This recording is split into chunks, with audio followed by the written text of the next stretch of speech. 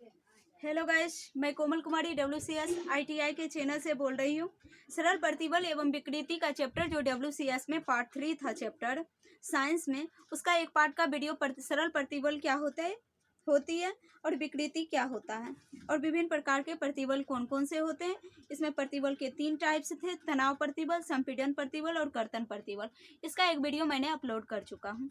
आज मैं बताने जा रही हूँ जो कि सबसे मोस्ट इम्पॉर्टेंट, इससे एक ना एक क्वेश्चन पूछा ही जाता है, हुक का नियम। हुक का नियम हर कंपटीशन एग्जाम के लिए इम्पोर्टेंट होता है, तो ITI के लिए भी इम्पोर्टेंट ये टॉपिक होता है। इस टॉपिक का नाम क्या है? हुक का नियम। हुक का नियम क्या कहता है? प्रत्यास्था। पहले प्रत्यास्था क्या होती है ये तो हमने एक वीडियो में समझा दिया, तो आज डायरेक्ट बोलती हूँ। प्रत्यास्था सीमा में प्रतिबल और विकृति के समानुपाती होता है।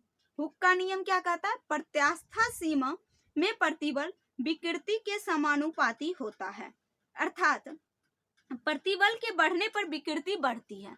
अर्थात प्रतिबल के बढ़ने पर विकृति बढ़ती है और प्रतिबल के घटने से विकृति घटती है। इसका मतलब कहना यह हुआ कि प्रत्यास्था सीमा में जो प्रतिबल होता है और विकृति, हुक के नियम के अनुसार प्रतिबल और विकृति क्या होती है? एक दूसरे की समानुपाती होती है। डायरेक्ट याद करने का कोई मायने है तो मतलब शॉर्ट तरीका, ट्रिक के अनुसार अगर हुक का नियम याद करना चाहते हैं आप लोग तो याद रखिएगा, प्रतिबल विकृति के क्या होते हैं? समानुपाती होता है। प्रतिबल क्या होता है? विकृति का समानुपाती होता है। और प्रतिबल बराबर क्या हो जाता है? E इंटू विकृति होता है। जैसे E बराबर P बाय E हो गया। E बराबर क्या हो गया? कैपिटल E बराबर क्या हो गया? P बाय स्मॉल E हो गया। स्मॉल E से किसको इंडिकेट किया गया? स्मॉल E से प्रतिबल किसके समानुपाती होता है? विकृति के समानुपाती होती है। विकृति के बदले में एक कांस्टेंट E दिया गया। E एक कांस्टेंट क्या दिया गया? E हो गया। प्रतिबल क्या हो गया? P हो गया। विकृति क्या हो गई? E हो गई। अब समझ में आ गया होगा। फिर से समझ लीजिए इसमें कौन सा क्या होता है। E बराबर P बाय स्मॉल E हो गया। प्रतिबल बराबर E इंटू विकृति होता है। यहाँ पर E एक नियतांक है। E क्या है? एक नियतांक है। वो पहले भी बता दिए थे। E एक कैसा होता है? E एक क्या है? कांस्टेंट है, मतलब एक नियतांक है, जिसे यंग मापांक या प्रत्यास्था गुणांक भी कहते हैं। यंग मापांक या प्रत्यास्था गुणांक भी कहते हैं। जैसे कभी कभी दाब प्रतिबल प्रत्यास्था गुणांक, यंग प्रत्यास्था गुणांक सबका मात्रक बताए होंगे, क्या होता है? न्यूटन प्रति मीटर स्क्वायर होता है। सबका मात्रक क्या होता है? दाब बराबर क्या होता है? बल बटा क्षेत्रफल होता है। दाब, प्रतिबल, प्रत्यास्था गुणांक, यंग प्रत्यास्था गुणांक। तो E को किससे इंडिकेट किया गया?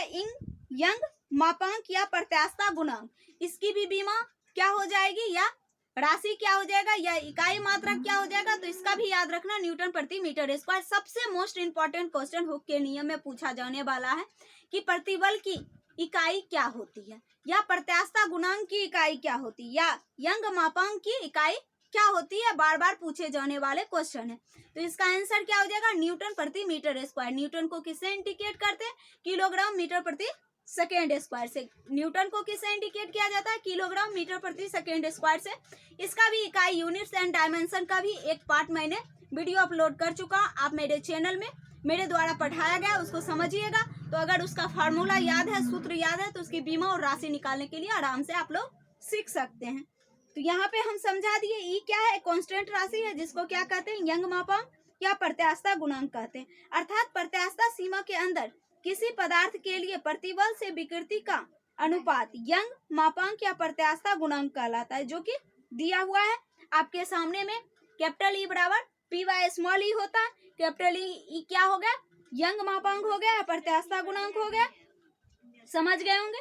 प्रत्यास्था गुणांक की इकाई किग्रा प्रति वर्ग सेंटीमीटर होता है। क्या होता है? किग्रा प्रति वर्ग सेंटीमीटर होता है। CGS में तोड़िएगा तो हो जाएगा, मतलब किलोग्राम प्रति वर्ग सेंटीमीटर होता है। प्रत्यास्था गुणांक की इकाई क्या होता है? किग्रा प्रति वर्ग सेंटीमीटर होता है, यानी यंग किलोग्राम प्रति वर्ग सेंटीमीटर होता है, जो प्रतिबल की इकाई है। मोस्ट इंपॉर्टेंट क्वेश्चन पूछने वाला है। अगर डायरेक्ट, अगर हार्ड करके आप लोग को नहीं पूछेगा तो ये क्वेश्चन डायरेक्ट पूछेगा, प्रत्यास्था गुणांक की इकाई क्या है? किलोग्राम प्रति वर्ग सेंटीमीटर होगा। क्या होगा? किलोग्राम प्रति वर्ग सेंटीमीटर होगा। किलोग्राम प्रति वर्ग सेंटीमीटर होगा। आप लोग याद रखिएगा। अगला क्वेश्चन आ जाता है, उच्चतम प्रतिबल किसे कहते हैं? अगला क्वेश्चन कौन सा आ जाता है? उच्चतम प्रतिबल किसे कहते हैं? तो उच्चतम प्रतिबल बराबर क्या होता है? उच्चतम लोड उच्चतम लोड बटा अनुप्रस्थ काट का क्षेत्रफल, जो कि आपको लिख दिए हैं, समझने के लिए समझा रहे हैं। उच्चतम प्रतिबल क्या होता है?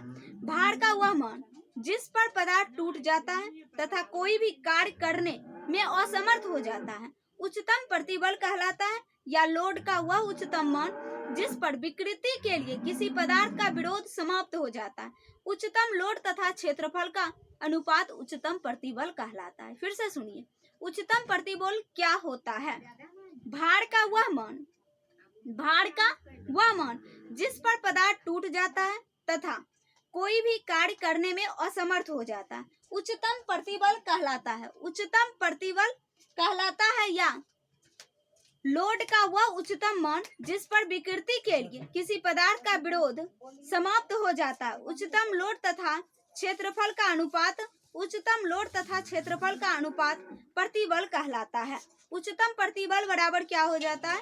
उच्चतम लोड बटा अनुप्रस्थ काट का क्षेत्रफल होता है। अगला क्वेश्चन आप लोगों के लिए आ जाता है, कार्यकारी प्रतिबल क्या होता है? कार्यकारी प्रतिबल या सुरक्षित प्रतिबल किसे कहते हैं?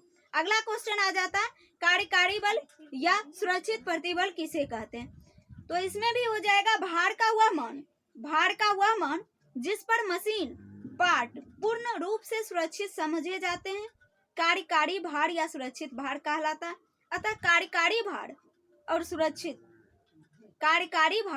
और क्षेत्रफल के अनुपात को कार्यकारी प्रतिबल कहते हैं। फिर से समझिए, सुरक्षित, यहाँ पे डायरेक्ट देखिए बोर्ड पे जो चीज लिखे हैं सब मोस्ट इम्पोर्टेंट चीज लिखे हैं, मुंह से जो बता रही हूँ मैं वो भी इम्पोर्टेंट है, लेकिन पर उतना सफिशिएंस नहीं है, सिर्फ समझने के लिए मैं बोल रही हूँ। लेकिन बोर्ड पर जितना भी टॉपिक लिखा गया है इससे एक ना एक क्वेश्चन पूछा जाएगा, और जिसमें वेरी इंपॉर्टेंट चीज बोलती हूँ वो तो एकदम महत्वपूर्ण होता ही है। तो इसमें आ जाता है सुरक्षित प्रतिबल या कार्यकारी प्रतिबल किसे कहते हैं? सुरक्षित भार या कार्यकारी भार बराबर हो जाता है भार का अनुप्रस्थ काट का क्षेत्रफल। ये तो यहाँ तक समझ में आ गया। अब अगला आ जाता है सुरक्षा गुणांक किसे कहते हैं? ये भी आपको पता होगा। सुरक्षा गुणांक बराबर होता है उच्चतम प्रतिबल बटे कार्यकारी प्रतिबल, और सुरक्षा गुणांक बराबर हो जाएगा उच्चतम लोड बटे कार्यकारी लोड। यहाँ तक मैंने पढ़ा दिया। अगला दिन आपका इसी टॉपिक में अगर आप लोग के पास बुक होगा तो पढ़ने की कोशिश कीजिएगा। प्रतिबल विकृति वक्र क्या होता है वो मैं बोल के समझाऊंगा। प्रतिबल विकृति वक्र क्या होता है, और दृढ़ता मापांक क्या होता है, पायसन अनुपात क्या होता है, आयतन मापक क्या होता है। उसके बाद मैं ये टॉपिक समाप्त कर दूंगा, और इसका जो मोस्ट इम्पोर्टेंट क्वेश्चन बनेगा वो मैं आप लोग को करवाऊंगा। तो आप लोग का फर्ज बनता है तो ज़्यादा से ज़्यादा दूर तक ये वीडियो को शेयर करें, हर स्टूडेंट के पास ये वीडियो पहुंच पाए जो ITI कर रहे हैं और WCS का उनको सिलेबस भी ना पता हो, और WCS में कौन कौन से कैसे क्वेश्चन पूछे जाते हैं उनके यहाँ ये वीडियो एक बार शेयर करना आप लोग का परम कर्तव्य बनता है। तो प्लीज़ अगर आप लोग को ये वीडियो अच्छा लगा तो एक लाइक पक्का कीजिएगा, अगर अच्छा ना लगा तो डिसलाइक कीजिएगा। अगर आपको इसमें कुछ त्रुटि नज़र आए, इसमें कुछ कमी नज़र आए इस वीडियो में, तो आप कमेंट सेक्शन में पक्का कमेंट कीजिएगा।